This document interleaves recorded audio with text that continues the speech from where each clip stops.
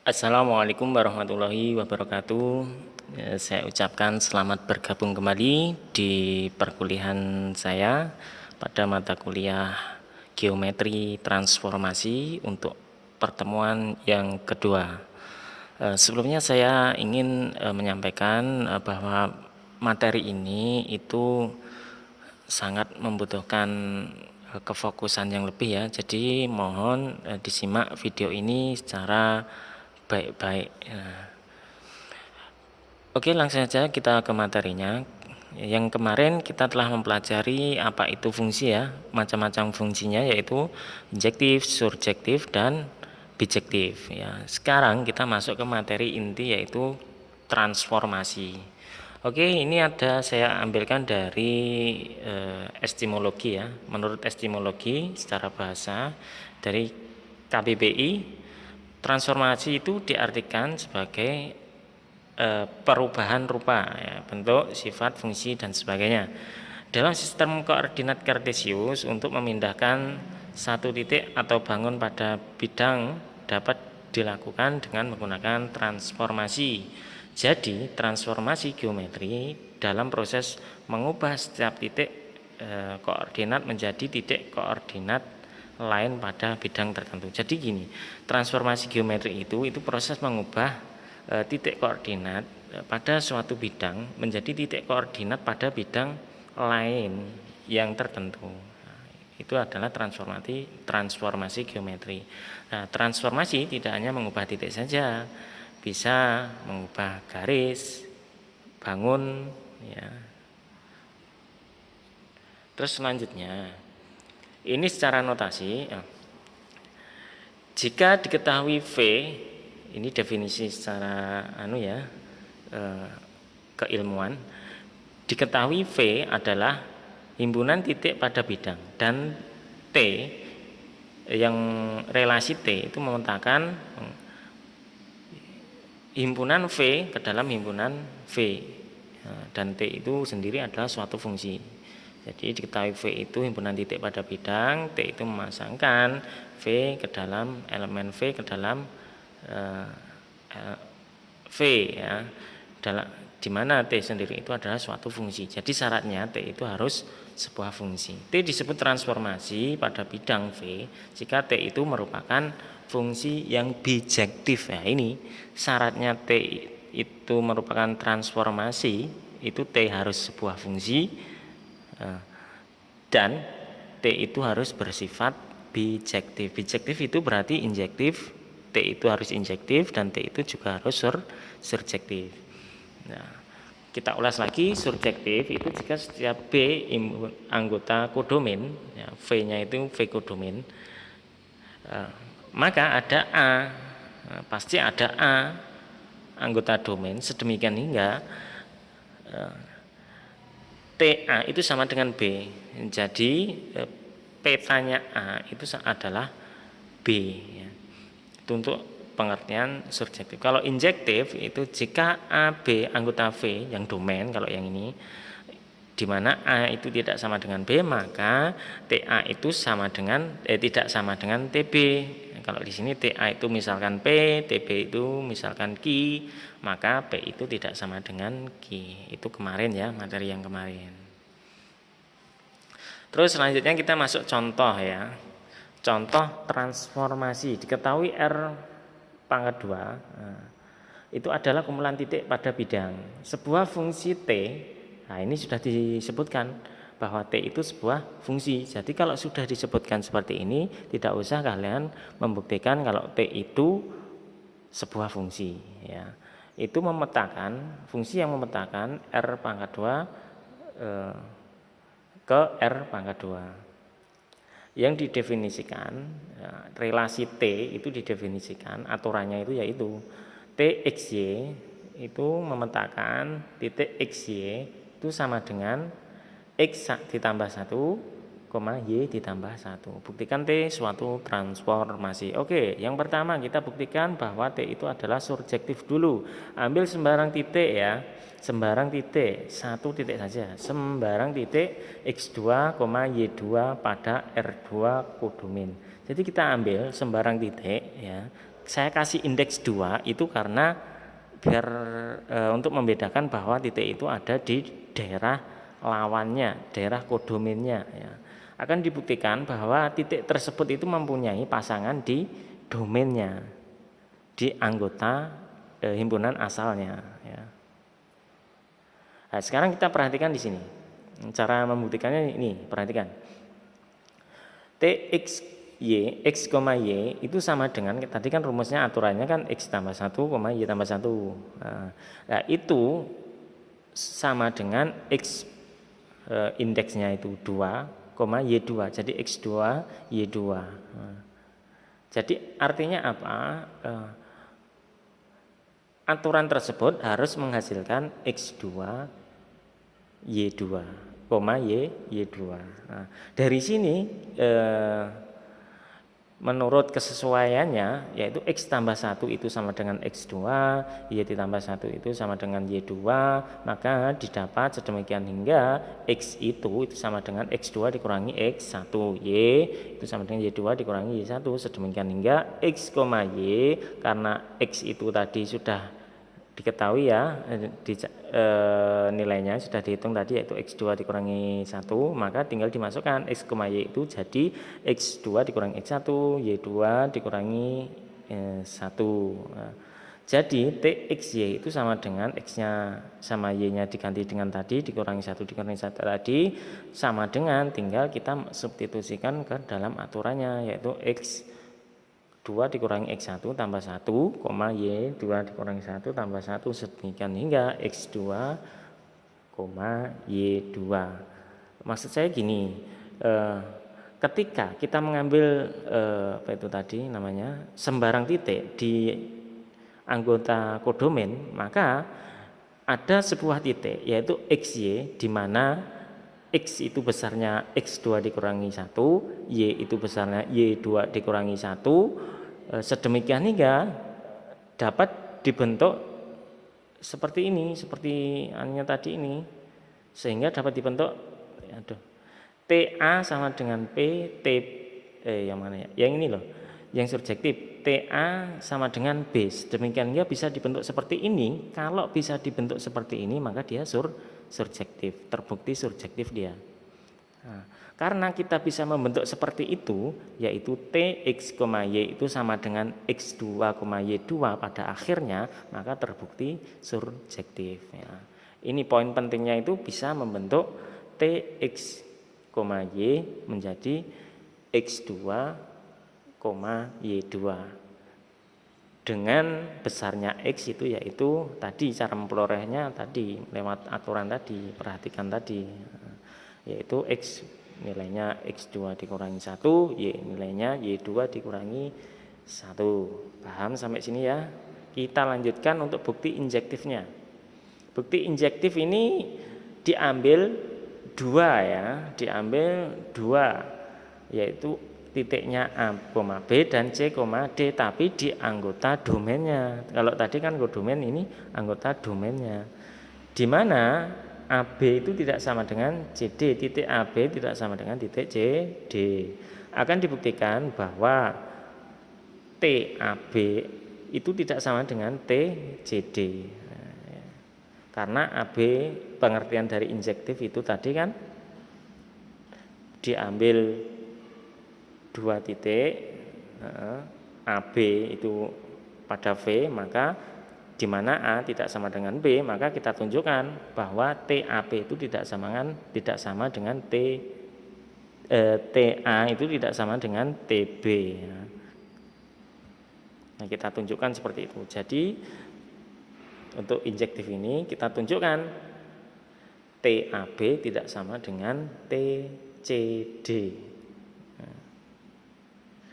Maka dari sini karena A, B itu tidak sama dengan C, D, maka di sini ada 3 kemungkinan, yaitu A tidak sama dengan B dan B tidak sama dengan C, B tidak sama dengan D, ya, kedua-duanya tidak sama, atau ada satu yang tidak sama yaitu B dan D, atau ada satu yang tidak sama yaitu A dan C.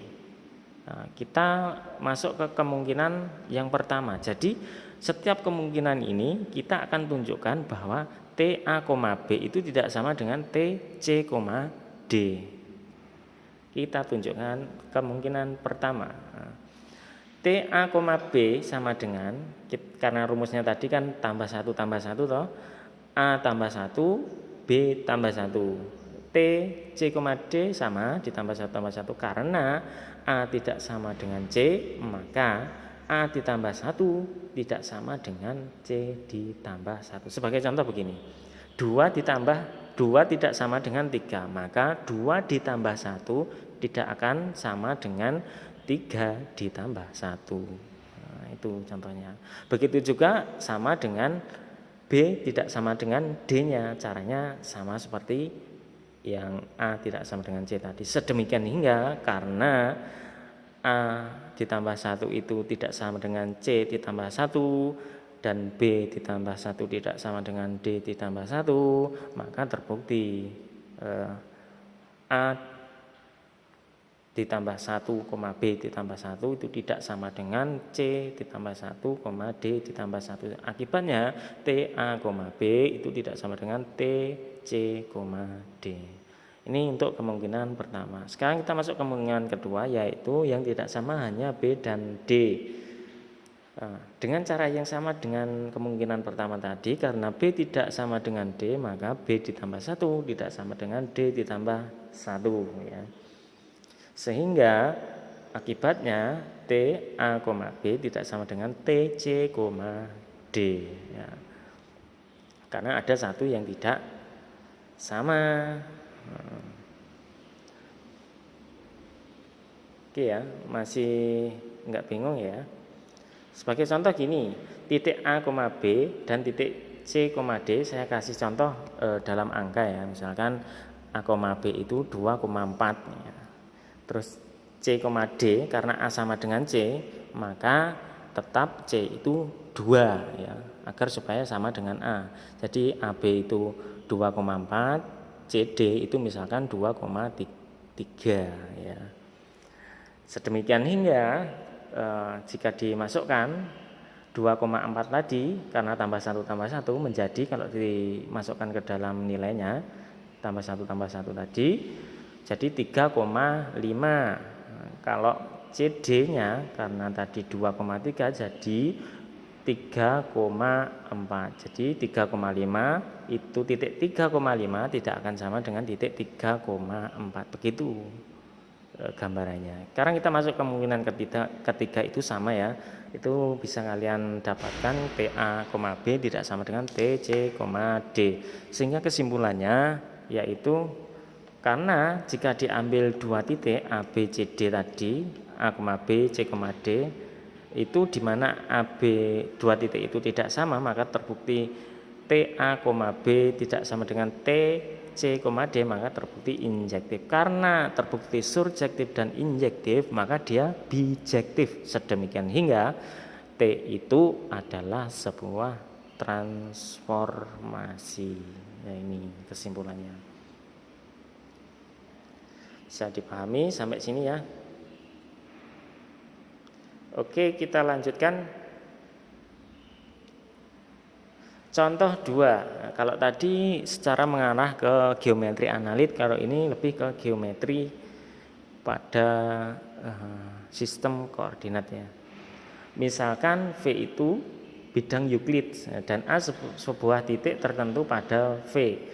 Ditetapkan relasi T sebagai berikut. Jadi kalau tadi sudah diketahui bahwa T itu fungsi, tapi ini tidak, bahwa T ini disebutkan hanya sebuah relasi saja.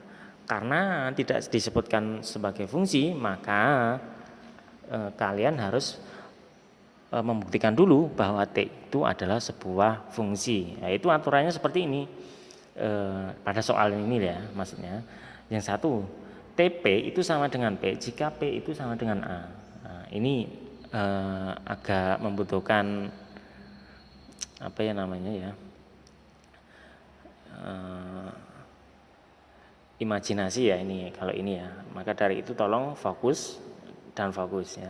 Yang kedua, jika P itu anggota V dan P itu tidak sama dengan A, maka TP itu sama dengan Q, di mana Q itu titik tengah antara garis AP. Ya, jadi secara ringkasnya TP itu sama dengan P, dia sendiri itu jika P itu sama dengan A. Tapi kalau tidak sama dengan A, maka TP itu sama dengan Q. Sedemikian hingga Q itu titik tengah dari A garis AP. Ya. Pertanyaannya apakah T itu sebuah transformasi? Ini persyaratan penyelesaiannya kita buktikan dulu T itu sebuah fungsi. Kedua, T itu adalah fungsi yang bijektif. Nah, sekarang kita masuk ke pembahasan.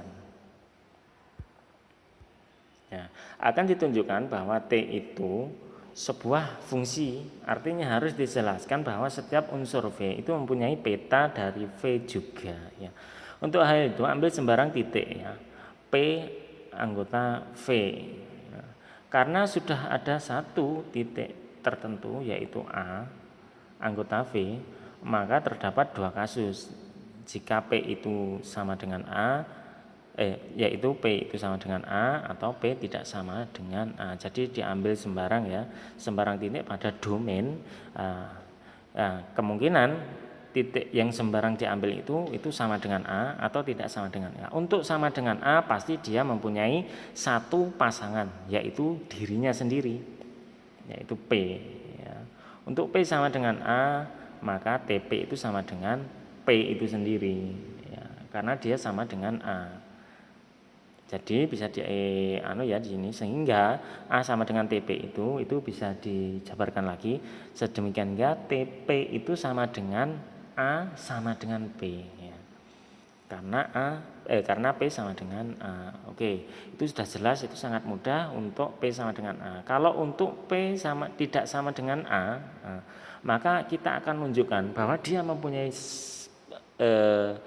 pasangan dan pasangannya itu tepat satu. Nah, bagaimana cara menunjukkannya? Ya, kita akan tunjukkan di sini. Untuk P tidak sama dengan A, berdasarkan geometri kan tadi untuk P tidak sama dengan A maka TP itu sama dengan Q, sedemikian hingga Q itu titik tengah dari garis A dan P. Ini gambarnya di bawah itu. Nah, karena titik Q itu adalah tunggal, Q itu adalah tunggal dan P itu juga mempunyai pasangan yaitu Q tadi, sedemikian hingga T itu merupakan sebuah fungsi ya, itu ya. Karena setiap P itu ya ada TP, maksudnya ada pasangannya yaitu nilai TP itu. Nilai TP itu tadi kan Q toh. Q itu adalah titik tengah dari garis AP dan Q itu sendiri adalah tunggal. Maka dia merupakan sebuah fungsi. Sampai di sini bisa dipahami ya. Ini untuk pembuktian fungsi. Oke, kita lanjutkan. Sekarang akan ditunjukkan T itu bijektif. T itu bijektif. Yang pertama kita tunjukkan ya.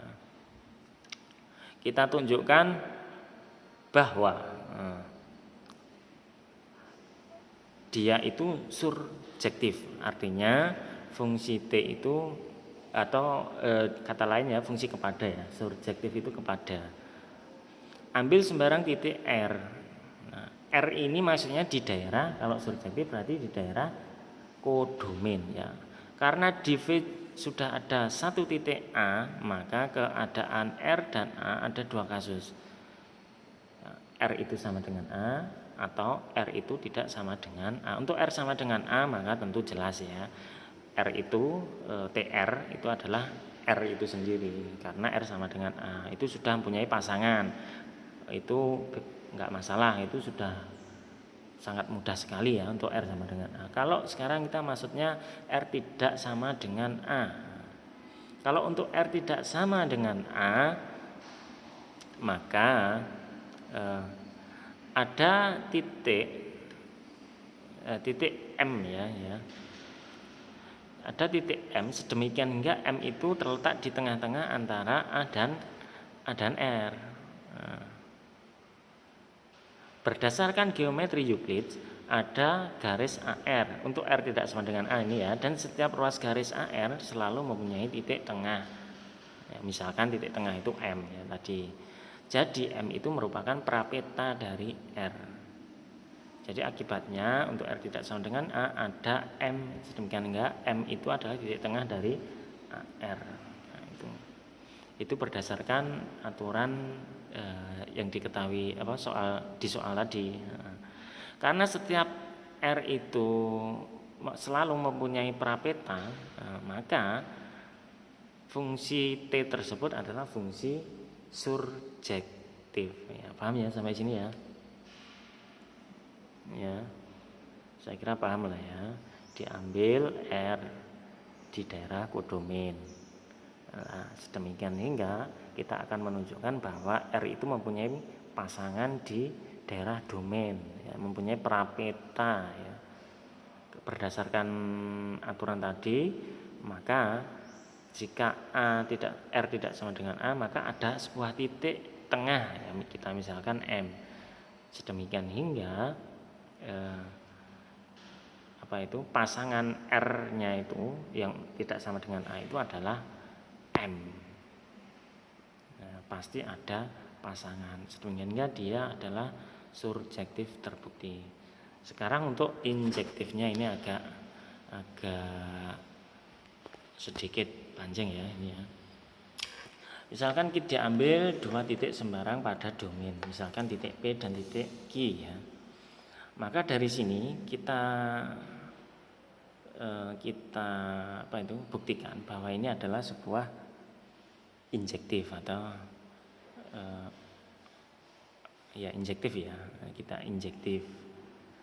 Kalau biasanya tadi kan diambil dua titik di mana titik itu tidak sama, tapi kalau ini ada cara pembuktian lain. Kalau dua titik itu adalah sama, maka tentu kita harus menunjukkan bahwa TP itu sama dengan TQ. Kalau yang contoh soal 1 tadi kan diambil dua titik, yaitu titiknya itu berbeda, tidak sama, maka ditunjukkan nilai fungsinya itu juga tidak sama, artinya TP-nya itu tidak sama dengan TQ. Nah, kalau ini ada cara pembuktian lain, yaitu dengan PQ-nya itu sama, maka implementasinya akibatnya harus kita bisa menunjukkan bahwa TP itu sama dengan TQ. Ya, ini ada cara yang kebalikannya dari yang tadi ya. Kalau tidak sama tadi, kalau ini yang sama, harus ditunjukkan sama TP dan TQ-nya. Jadi dari keadaan ini bahwa ada dua kasus. Karena P itu sama dengan Q, ya, maka ada dua kasus, yaitu P itu sama dengan A. Kalau P sama dengan A, karena P itu sama dengan Q, maka Q tentu juga sama dengan A. Nah, itu kasus pertama, PQ itu sama dengan A. Kasus kedua, PQ tidak sama dengan A. Untuk PQ sama dengan A itu mudah ya. Nah, itu menunjukkannya mudah. Untuk P sama dengan A, maka TP itu sama dengan P itu sendiri. Nah, sementara itu TQ itu sama dengan Q itu sendiri. Karena P sama dengan Q, maka TP sama dengan TQ ya. Atau P sama dengan Q, sama ya. Itu sudah terbukti sangat mudah ini ya. Kayak gini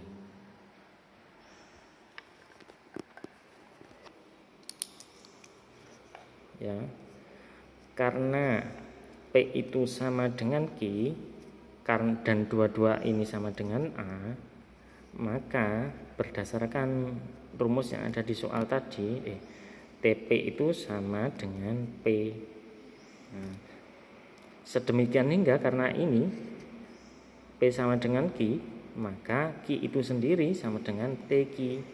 Maka sudah terbukti toh ini TP sama dengan TQ. Ya, sudah terbukti. Kita kembali ke soal. Untuk P tidak sama dengan A dan Q tidak sama dengan A ya.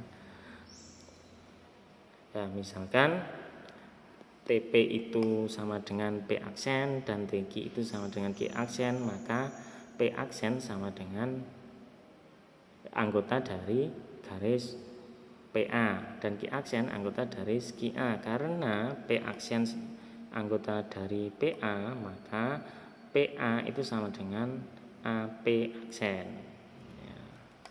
Ya. Karena Q aksen itu anggota dari garis QA, maka QA sama dengan AQ aksen. Karena TP sama dengan TQ, berarti P aksen sama dengan Q aksen.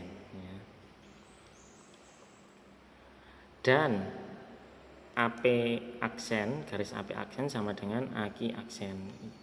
Dengan demikian garis PA sama dengan garis QA. Jadi APQ itu kolinier. Kolinier itu segaris. Karena APQ kolinier, sementara itu P aksen sama dengan Q aksen, dengan P aksen itu titik tengah dari PA, garis PA, dan Q itu dengan dari garis AQ, maka P sama dengan Q. Jadi gini.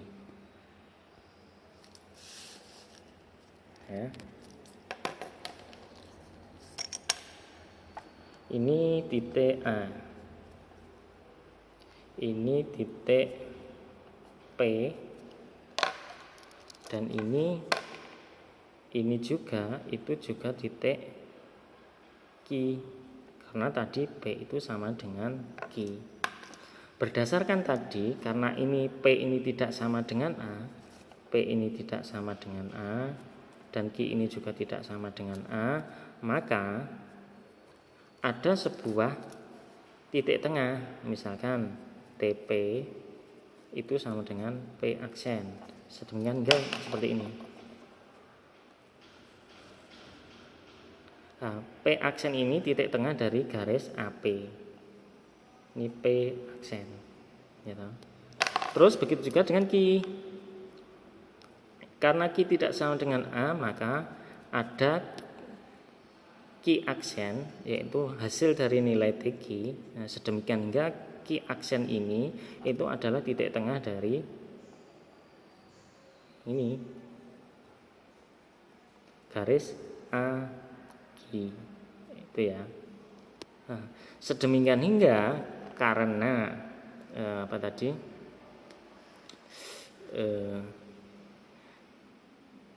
Mana tadi? P itu sama dengan Q, maka A, P aksen, Q aksen, terus P sama dengan Q itu adalah titik ketiga ini adalah segaris. Ketiga titik ini adalah segaris. Kita awali dengan TP coba. A, P aksen sama P itu segaris ya, segaris, karena P aksen itu adalah titik tengah dari AP. Sedemikian hingga sama dengan Q aksen. Q aksen itu sama dengan A, Q aksen, dan Q itu segaris juga. Karena P itu sama dengan Q, sedemikian hingga garis AP dan garis AQ itu sama, artinya berimpitan. Karena berimpitan mengakibatkan Q aksen itu anggota dari P dulu ya. Karena P aksen itu anggota garis AP dan Q aksen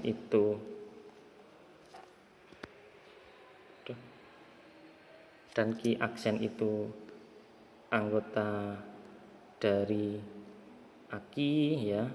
Saya nulisnya di sini aja. Q aksen itu anggota dari garis AQ ini, maka karena AP itu sama dengan AQ, sedemikian hingga terbukti bahwa P aksen itu sama dengan Q aksen. Jadi P aksen itu letaknya sama dengan Q aksen. Sedemikian hingga karena terbukti P aksen tadi adalah TP dan Q aksen tadi adalah TQ, maka bisa kita tunjukkan bahwa TP itu sama dengan TQ. Sedemikian hingga terbukti ya, bahwa terbukti injektif. Karena terbukti surjektif dan injektif dan dia juga terbukti merupakan sebuah fungsi, maka dia adalah sebuah transformasi.